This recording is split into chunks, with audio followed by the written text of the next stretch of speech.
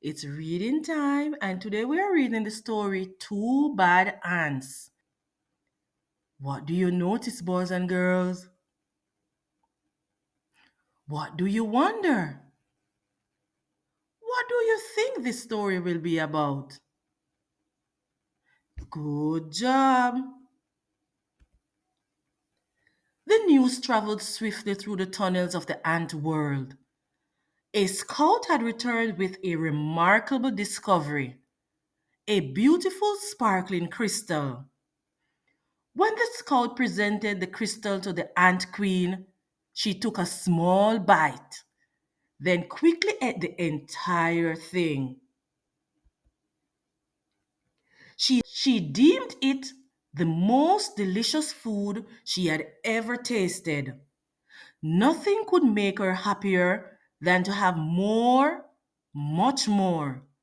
The ants understood. They were eager to gather more crystals because the queen was the mother of them all. Her happiness made the whole ant nest a happy place. It was late in the day when they departed. Long shadows stretched over the entrance to the ant kingdom. One by one, the insects climbed out, following the scout who had made it clear there were many crystals where the first had been found. But the journey was long and dangerous. They marched into the woods that surrounded their underground home. Dusk turned to twilight, twilight to night. The path they followed twisted and turned, every bend leading them deeper into the dark forest. More than once, the line of ants stopped and anxiously listened for the sounds of hungry spiders. But all they heard was the call of crickets echoing through the woods like distant thunder. Dew formed on the leaves above. Without warning, huge cold drops fell on the marching ants. A firefly passed overhead that for an instant lit up the woods with a blinding flash of blue green light. At the edge of the forest stood a mountain. The ants looked up and could not see its peak. It seemed to reach right to the heavens, but they did not stop. Up the side they climbed, higher and higher.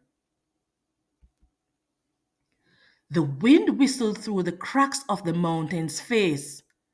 The ants could feel its force bending their delicate antennae. Their legs grew weak as they struggled upward. At last, they reached a ledge and crawled through a narrow tunnel. When the ants came out of the tunnel, they found themselves in a strange world. Smells they had known all their lives. Smells of dirt and grass and rotten plants had vanished.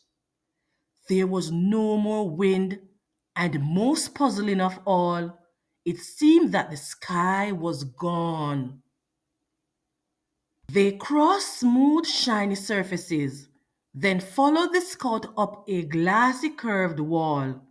They had reached their goal. From the top of the wall, they looked below to a sea of crystals. One by one, the ants climbed down into the sparkling treasure. Quickly, they chose a crystal, then turned to start the journey home.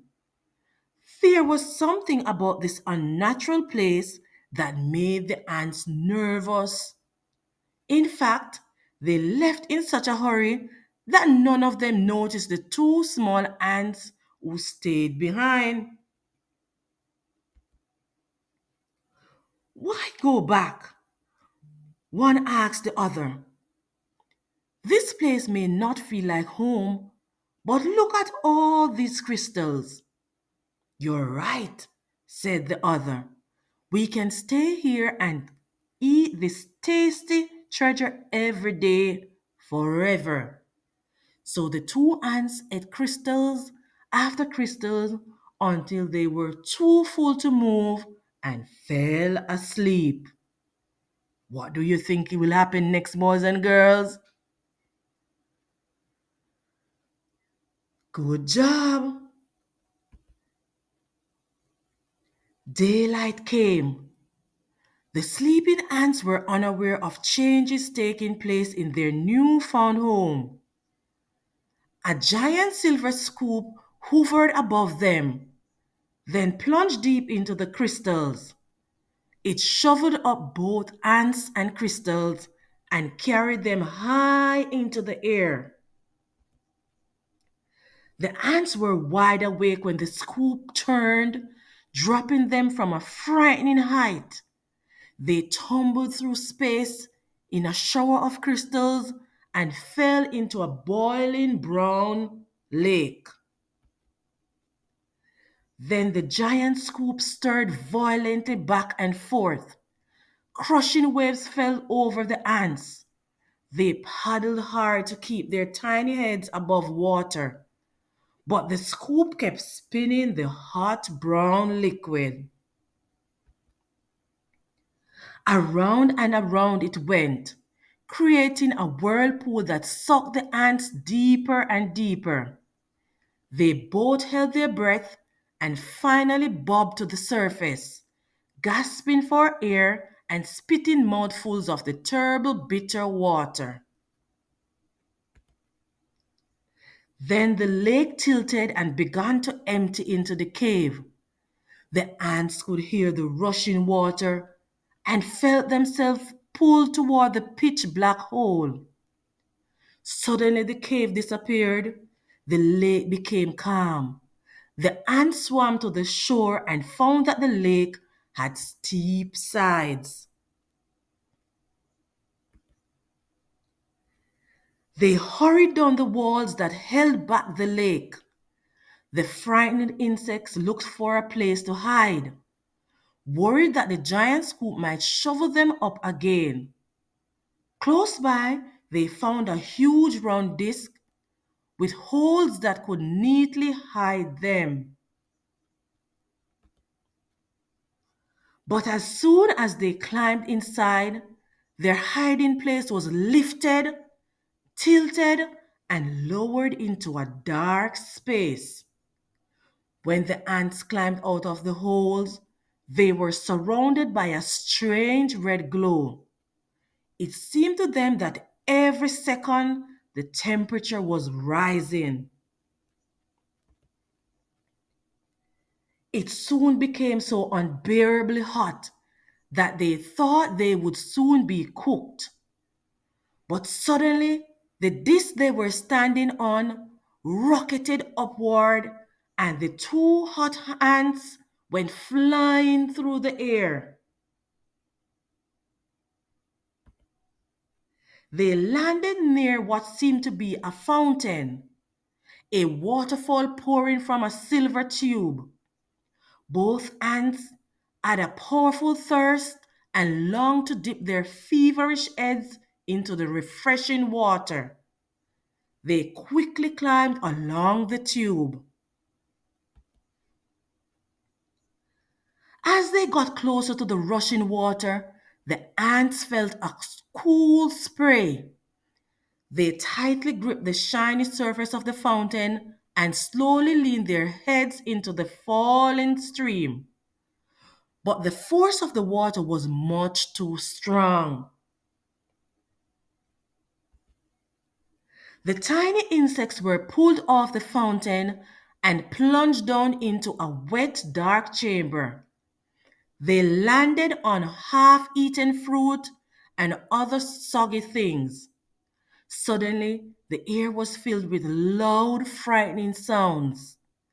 The chamber began to spin. The ants were caught in a whirling storm of shredded food and stinging rain.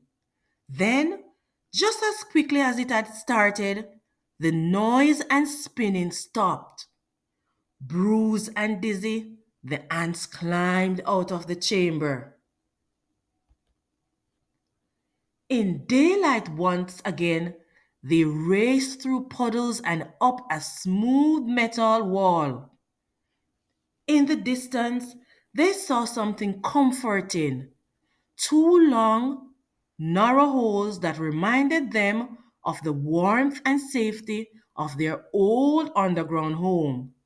They climbed up into the dark openings.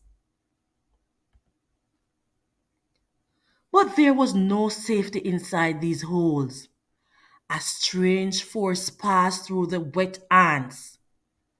They were stunned, senseless, and blown out of the holes like bullets from a gun. When they landed, the tiny insects were too exhausted to go on. They crawled into a dark corner and fell fast asleep. Night had returned when the battered ants awoke to a familiar sound: the footsteps of their fellow insects returning for more crystals. The two ants slipped quietly to the end of the line. They climbed the glassy wall and once again stood amid the treasure. But this time they each chose a single crystal and followed their friends home. Standing at the edge of their ant hole, the two ants listened to the joyful sounds that came from below. They knew how grateful their mother queen would be when they gave her their crystals. At that moment, the two ants felt happier than they'd ever felt before. This was their home. This was their family. This was where they were meant to be. The end. We are going to ask and answer some questions about key details that happened in this text. Thank you for listening, boys and girls. Please remember to read, and read some more. See you next time.